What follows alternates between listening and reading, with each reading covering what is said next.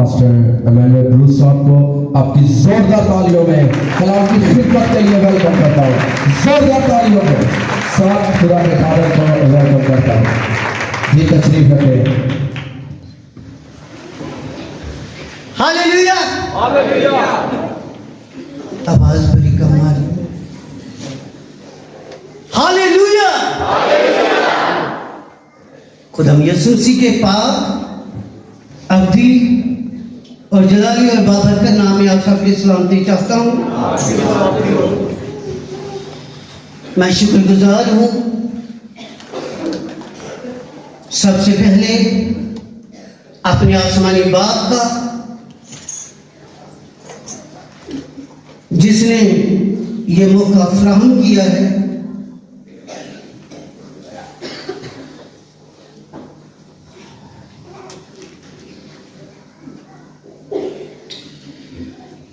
और इसके बाद मैं शुक्रगुजार हूँ खुदा के खादम का, जो रूहानी तौर पर मेरे उस्ताद भी हैं। और जब मैं कुछ भी नहीं था, ना अकल ना सूरत थी, तब उसने मुझे तराशा, मुझे बनाया और खिदमत के लिए मुझे भेजा उसने। और मैं शुक्रगुजार हूँ आसमानी बाप का कि पिछले 13-14 साल में वो मेरे साथ साथ रहा। बेशक बहुत कम वक्त मैं खुदा के खादम के साथ मिलता रहा, लेकिन वो कहते ने ना कि दिल दूर नहीं होना चाहिए। और आज जो कुछ उन्होंने तैयार किया, जिस तौर से मुझे ना सिर्फ उन्होंने जिस्मानी तौर पर बल्कि रूहानी तौर पर भी बोलना सिखाया और मुझे ये बताया कि खिदमत के अंदर तेरा रवैया, तेरा अमल, तेरा किरदार जो है वो किस तरह का होना चाहिए अगर तू ज़मीन के ऊपर फलदार ज़िंदगी बसर करना चाहता है तो। आमीन जी। मुक़द्दस पौलुस रसूल का ख़त इब्रानियों के नाम 3 बाब उसकी 12वीं आयत, एक ही आयत है, मैं आपके सामने तलावत करता हूँ। मुक़द्दस पौलुस रसूल का ख़त इब्रानियों के नाम 3 बाब उसकी 12वीं आयत,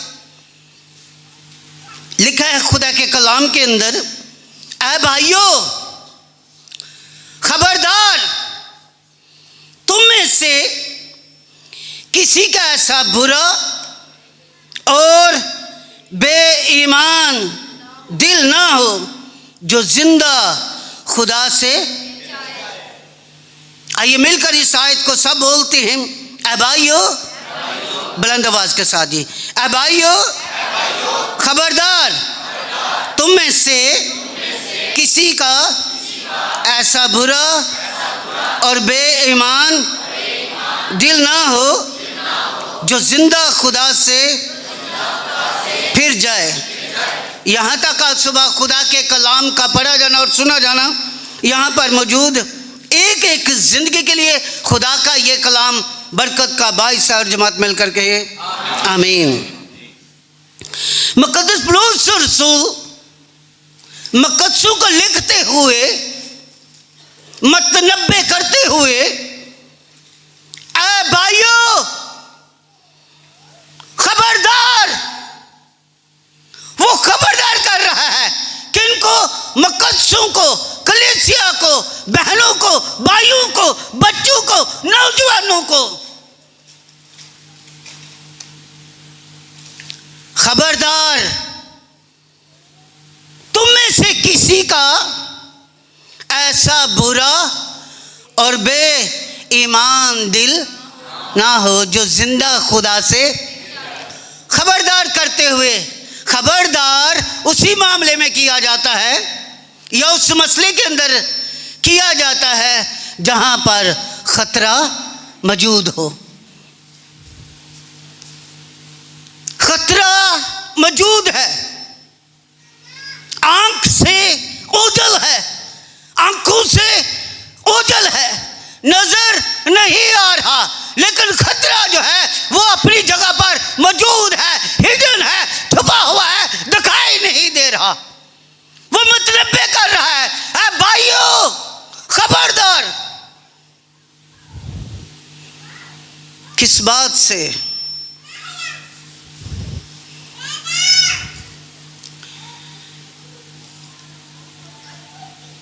कि तुम में से किसी का ऐसा बुरा और बेईमान जो जिंदा खुदा से, जरा गौर कीजिएगा, हमारे आसपास कोई बहन, कोई भाई, कोई दोस्त जो हमारे साथ चर्च आया जाया करता था, इबादत के अंदर शामिल हुआ करता था, लेकिन आज वो हमारी रफाकत से, वो यीशु की रफाकत से बाहर दुनियादारी वाली जिंदगी जो है वो बसर कर रहा है। 2025 के साल के अंदर खुदा कलीसिया को इस बात की तरफ, कलीसिया की तवज्जो दिलाना चाहता है, ऐ भाइयों खबरदार, खतरा मौजूद है। दिल के ख्यालों और इरादों, सोचों से परे है, नजर नहीं आ रहा, लेकिन खतरा अपनी जगह पर। मुक़द्दस पौलुस रसूल तीमुथियुस को खत लिखते हुए कहता है कि मुझे, मेरे पास जल्द आने की कोशिश कर, क्योंकि दिमाग ने इस मौजूदा खराब जहान को पसंद करके मुझे छोड़। एक ऐसा साथी जो खिदमत के अंदर उसके संग संग रहता था, दिमाग, क्यों कह रहा है कि इस मौजूदा खराब जहान को पसंद करके, क्योंकि इस मौजूदा खराब जहान के अंदर दिल को कशिश करने वाली, दिल को मोह लेने वाली ऐसी खूबसूरत चीजें पाई जाती हैं जो आपको अपनी तरफ एक्टिव करेंगी, आपको अपनी तरफ मुतवज्जो करेंगी। खुदा का खादम आज सुबह हमें खबरदार करता है,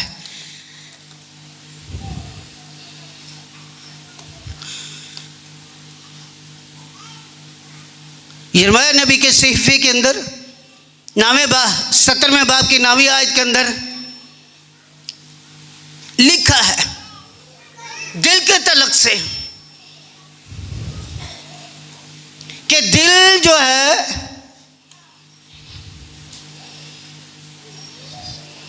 कितना हीलेबाज और लालच, और लिखा है खुदा के कलाम के अंदर कि इसे कौन दरियाफत, हिलाबाज, बड़े बड़े अच्छे बहाने, ऐसी ऐसी झूठी बातें गढ़ लेना, बना लेना,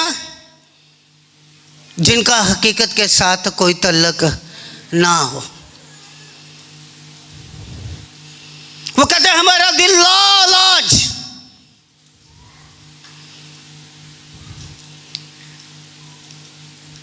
देखिएगा जरा किस तरह खुदा हमें मुतनब्बे कर रहा है। और ईमानदार ये सोचकर कि मैं ये गुनाह कर लेता हूँ और ये गुनाह करने के बाद, ये खुता करने के बाद मैं फिर खुदा की हुजूरी के अंदर आ खड़ा होऊंगा, ये सिर्फ उसकी सोच होती है। लेकिन ऐसा होता नहीं है कि वो गुनाह करे अपनी मर्जी के साथ और फिर खुदावन की हुजूरी के अंदर आ जाए। मेरे साथ एक बहुत खूबसूरत नौजवान खिदमत के अंदर था, लेकिन वो दुनियादारी के अंदर चला गया। एक पैगाम के अंदर मैं कह रहा था कि जब कोई खादम अपनी मर्जी के साथ खुदा का इनकार करता है तो बाइबल मुकद्दस के अंदर लिखा है कि जिन लोगों के दिल एक बार रोशन हो गए वो आसमानी बख्शिश का मजा चख चुके, अंधा जहान की नेमतों कुव्वतों का जायका ले चुके, अगर वो फिर बरगिश्ता हो जाए तो फिर उन्हें तौबा के लिए नया बनाना, क्या लिखा है खुदा के कलाम के अंदर, नामुमकिन है। कहने लगा भाई साहब मैं तुहाडी ये गल ज़हन दे विच रख ली। रात नूं जदों मैं दवा दे विच बैठा तो खुदा कोलों पुछया क्या है मुमकिन नहीं कि एक ईमानदार अगर अपनी मर्जी नाल तेरा इनकार करके चला जाता है कि वापस आ सकता है? खुदा ने कहा नहीं। बाइबल इब्रानियों 6 बाब के अंदर वाज़िया तौर पर हमें मतनब्बे करती है।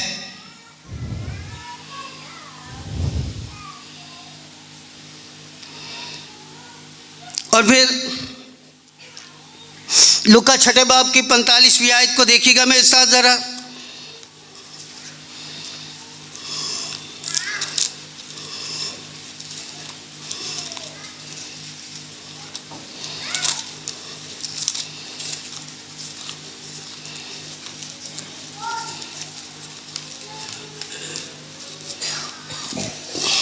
क्या लिखा हुआ है यहाँ पर? अच्छा आदमी अच्छे खजाने से अच्छी चीजें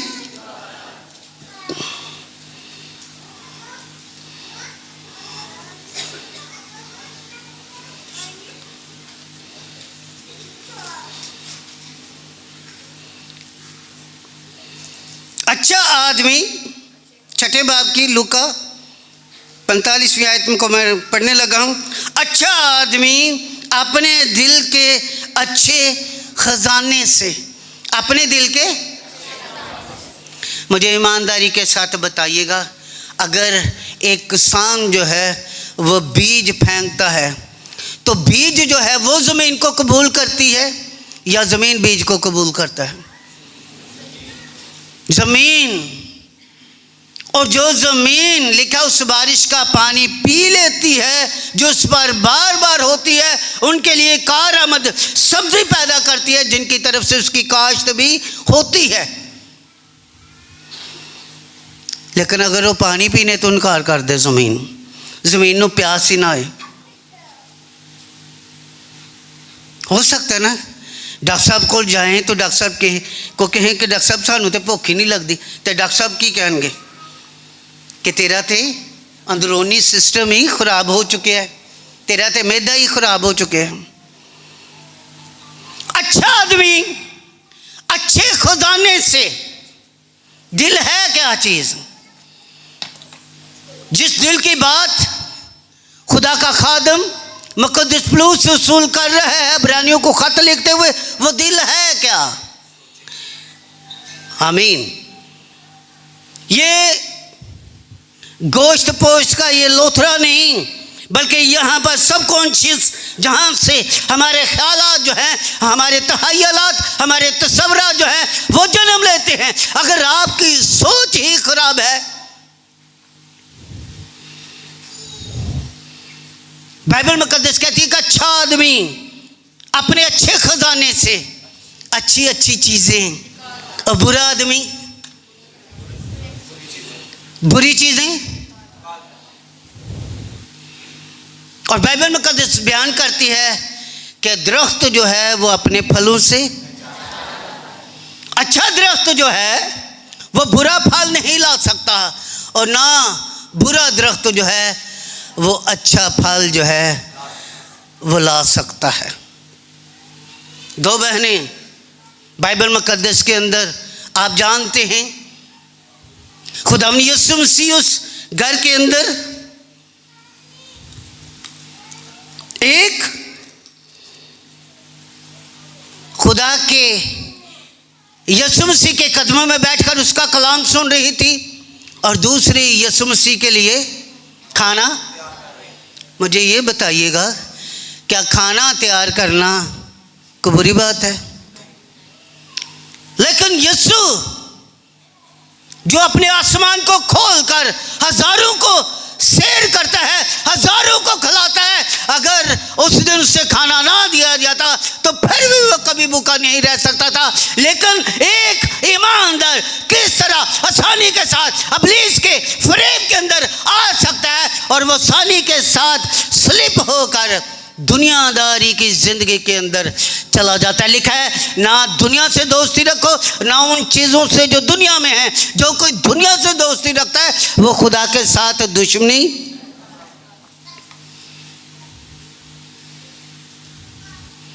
अच्छा काम कर रही थी मार्था, लेकिन यीशु ने क्या कहा, ए मार्था, तो बहुत सारी चीज़ों की फिक्र तरद्दुद के अंदर है, लेकिन मरियम ने वो अच्छा हिस्सा चुन लिया है जो इसे छीना। Be careful. मैं एक मिसाल देता हूँ अक्सर औकात इस पैगाम को देते हुए कि एक बहुत वसी मैदान है, उस मैदान के ऊपर एक हरी हरी घास है, हरियाली है, शदाबी है, खूबसूरती नजर आ रही है। लेकिन जो ही एक हाथी उस मैदान के अंदर उतरता है और वो गहरी दलदल के अंदर दंसता चला जाता है। ये दुनिया की खूबसूरती, दिल को लभाने वाली, इसी तरह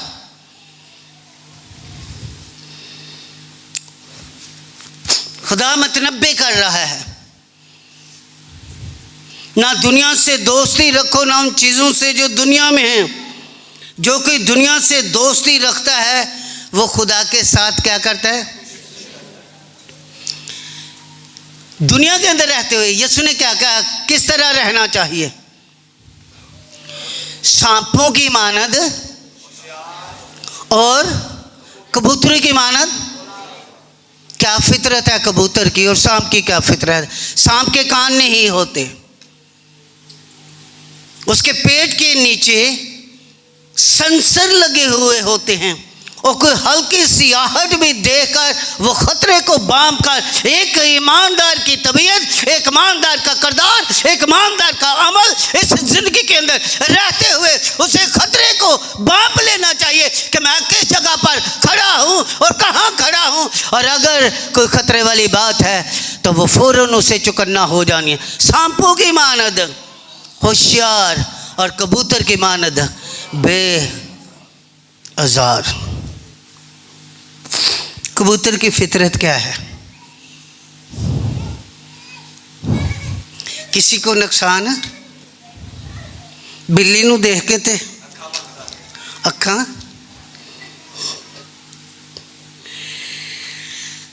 खुदा ने बनी इस्राएल को 400 साल की गुलामी से बाहर निकाला।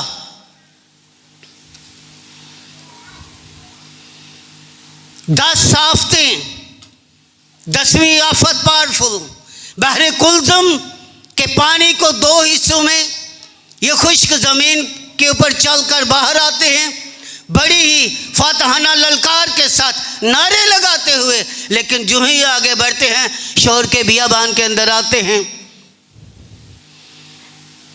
खुदा दिन के वक्त बादल के सतून के अंदर और रात के वक्त आग के सतून के अंदर। लेकिन फितरत गलती पर गलती, गुनाह पर गुनाह। खुदा ने क्या कहा इनके लिए? तुम गर्दन कश लोग हो,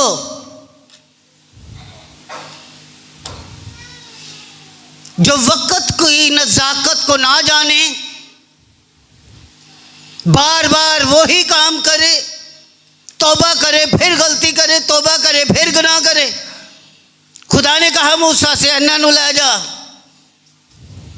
मैं नहीं जावांगा, अगर मैं नाल चलांगा तो हो सकता है कि मैं नानू राह दे विच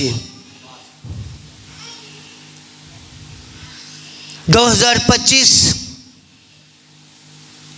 माजी के अंदर,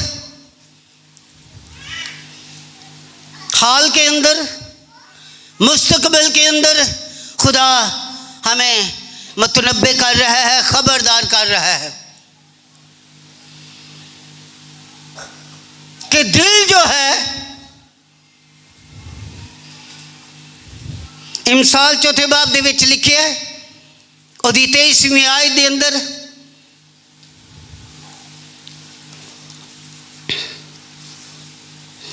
कि अपने दिल की खूब हिफाजत कर, अपने दिल की खूब क्या हिफाजत कर रहे हैं हम? किस तरह की हिफाजत जो है वो हम कर रहे हैं? हमने तो अपने ख्यालों को आज़ाद छोड़ा हुआ है। कोई ख्याल किसी तरह का रुख ले ले। बाइबल मुकद्दस के अंदर खुदा कहता है अपने दिल की खूब हिफाजत। क्यों बोला?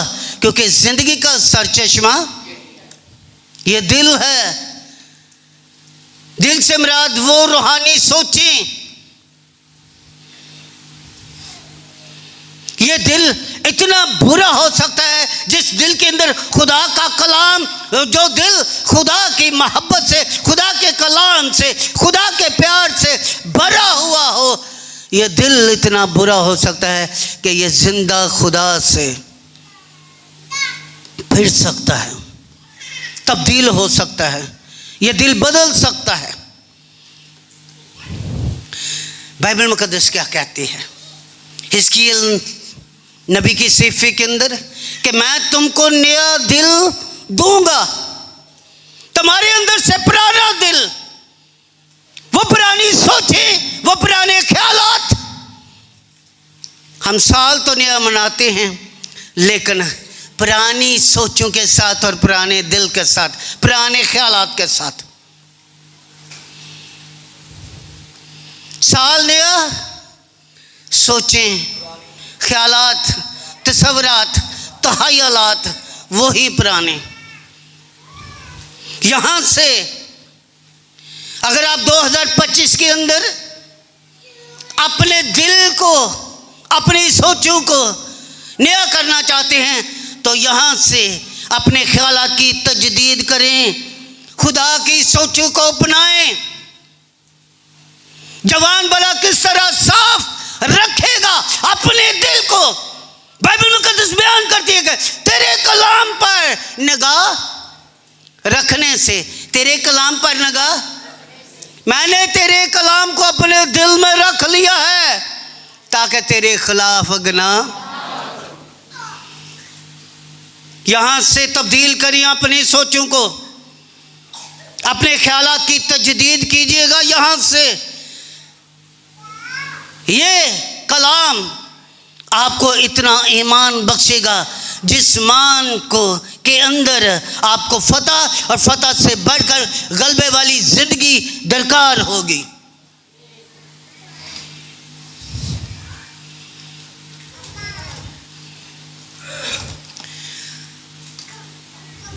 बाइबल मुकद्दस के अंदर दो अदवार जो हैं वो बड़े मशहूर हैं। एक अदवार मुकद्दस नूह का, दूसरा लूत का। लेकिन दोनों के तल्लुक से बाइबल कहती है कि लूत भी रास्तबाज है और नूह भी रास्तबाज। नूह भी अपने ज़माना के लोगों के दरमियान रहता लेकिन हर रोज़ अपने दिल को खुदा के कलाम की इशार के अंदर रखता। और लूत के तल्लुक से लिखा है कि वो भी रहता तो बेईमानों के अंदर, बदकिरदारों के अंदर, गुनाहगारों के अंदर, लेकिन वहाँ पर रह कर भी उसने उन जैसी आदत। और जब खुदा सदोम और मूरा को तबाह करने लगा तो 10 ईमानदार और रासवार लोग भी सदोम और मूरा के अंदर ना मिले।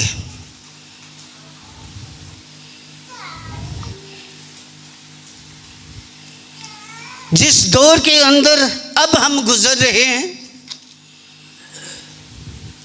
अगर आपकी रफाकत, आपकी शराकत और आप खुदा के साथ वक्त नहीं गुजारते, बहुत ज़रूरी है कलीसिया को रुए ज़मीन के ऊपर तरक्की के लिए 2000 साल से ज़्यादा का वक्त जो है वो दिया गया है, लेकिन कलीसिया ने रुए ज़मीन के ऊपर ना होने के बराबर जो है वो तरक्की की है। अगर कलीसिया अपनी दवाइयाँ ज़िंदगी के अंदर, रोज़े के अंदर सरगर्म होती तो इब्लीस का ज़मीन के ऊपर काम जो है वह तमाम हो चुका होता।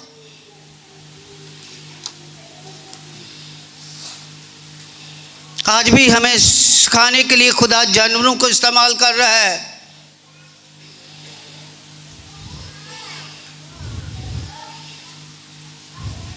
खुदा कहता है काहिल चिमटी के पास जा। जब दुआ का वक़्त होता है, ये फ़रेब की बात कर रहा हूँ, इब्लीस के बड़े फ़रेब की, जो इन दिनों के अंदर बहुत सारे लोग जो हैं वो गुजर रहे हैं। जब दुआ का वक़्त होता है, हम कहते हैं कि 4 बजे का वक़्त है तो अच्छा मैं 4:15 बजे उठूँगा और फिर दुआ में बैठूँगा, मैं 4:30 उठूँगा तो फिर दुआ के अंदर बैठूँगा। और तब तक इतनी गहरी नींद आ चुकी होती है कि स्कूल जाने का वक़्त और ऑफिस जाने का वक़्त हो चुका होता है और दुआ का वक़्त जो है वो गुजर चुका होता है। खुदा का बंदा मुकद्दस पौलुस रसूल है, भाइयों खबरदार, बी केयरफुल।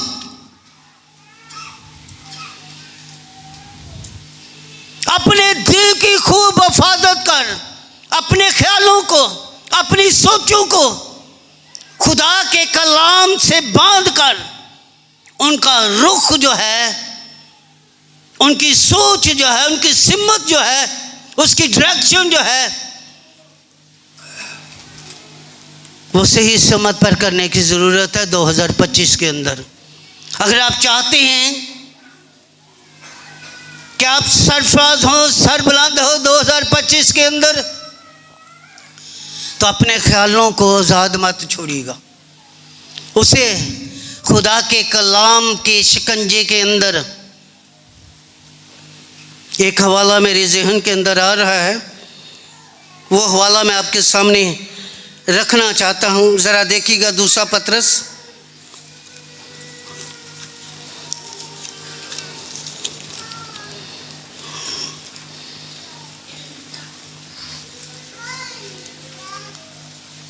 दूसरे बाब की 8वीं आयत के अंदर लिखा है, चनाचा वो रास्तबाज उनमें रहकर और उनके बेशरा कामों को देखकर और सुन कर गोया हर रोज अपने सच्चे दिल को किसमें खींचता था जी? पुराने वक्त जंगल के अंदर एक शिकारी पता किस तरह शिकंजा लगाता था? वो ज़मीन के अंदर गड़ा बनाता, ऊपर हल्की हल्की लकड़ियां रखता, ऊपर पत्ते वगैरह बिछा देता। वो जानवरों का शिकार किया करते थे और जो ही कोई जानवर उधर से गुजरता वो उस खड्डे के अंदर गिर जाता। खबरदार, खतरा मौजूद है। हो सकता है इब्लीस का फ़रेब, मकारी, लेकिन कबलस वक़्त खुदा का कलाम हमें मतनब्बे कर रहा है।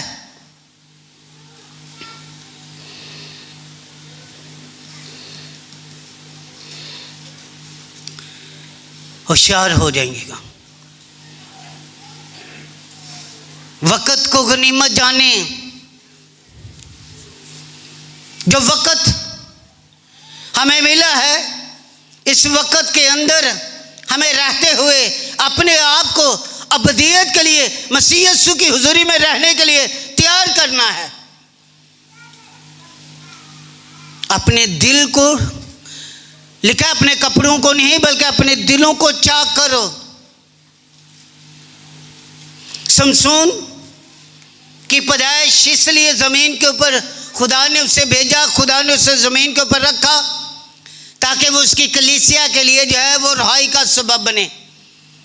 लेकिन समसून के दिल की हालत देखिएगा, एक बड़ी फतह के बाद वो उस फतह का जश्न एक कस्बी के यहाँ मनाया करता था।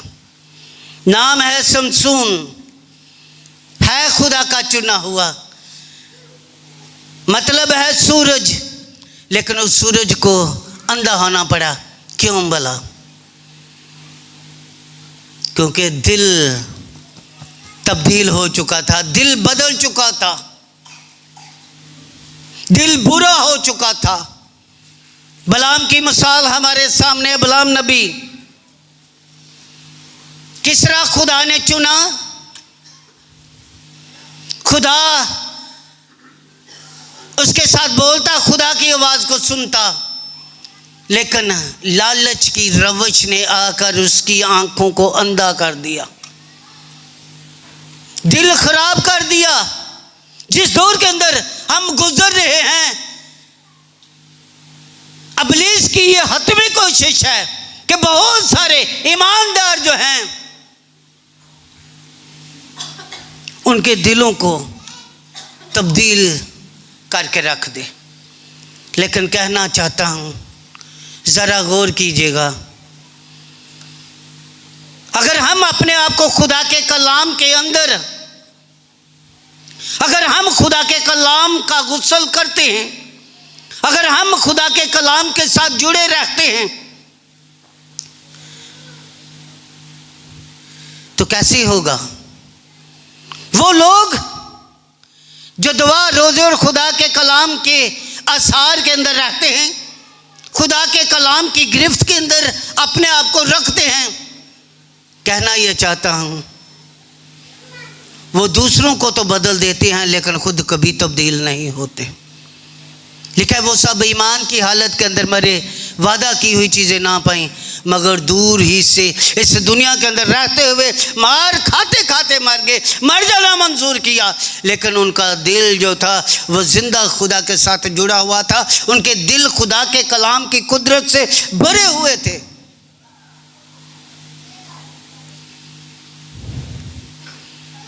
हम आखिरी दौर के आखिरी घड़ियों के ऊपर आ खड़े हुए हैं। वो कहते ने ना कि हाथी ते नांगे वाले सिर्फ पूछ लो, थोड़ा सारा वक़्त है, लेकिन तैयारी जो है वो करनी है। कहना यह चाहता हूँ, आइए खुदा के कलाम के साथ अपने दिल को लगाएं। यह कलाम जितनी पकीज़गी की आपको ज़रूरत होगी, यीशु के खून को अपने दिल के ऊपर लें। मुख्तात होने का वक़्त है। कलीसिया को मसीह यीशु की हुजूरी में रहने के लिए पकीज़गी दरकार है, और पकीज़गी के लिए मसीह यीशु का खून आपके लिए दस्तयाब है। आइए यीशु के खून को अपने ऊपर लें, अपने ख्यालों के ऊपर, अपने सर के ऊपर, अपने दिमाग के ऊपर, अपने दिल के ऊपर, अपने तसव्वुर के ऊपर, अपने तहय्युल के ऊपर यीशु के खून को इम्प्लीमेंट करें, और फिर देखें, ये सोचें ये पकीज़गी उस दर्जे की जिस दर्जे के लिए हमें यीशु के साथ खड़े होने की ज़रूरत है। खुदा आपके सोचों को, आपके ख्यालात को किस कदर अपने बेटे यीशु के खून से धोकर साफ और पाक करेगा। लिखा है मैं पाक हूँ इसलिए तुम भी पाक हो। मुबारक हैं वो जो पाक दिल हैं। आसमान की बादशाही उन मुकद्दसों और उन पाक लोगों के लिए है जो अपने आप को हर रोज़ यीशु के खून से धोते और साफ करते हैं। इस कलाम के सबब से खुदा आपको बरकत दे। ऐ भाइयों खबरदार, ऐसा तुम में से किसी का ऐसा बुरा और बेईमान दिल ना हो जो जिंदा खुदा से फिर जाए। आइए अपने दिलों का इलाज खुदा के कलाम से और यीशु मसीह के खून से करें। खुदा आपको बरकत दे।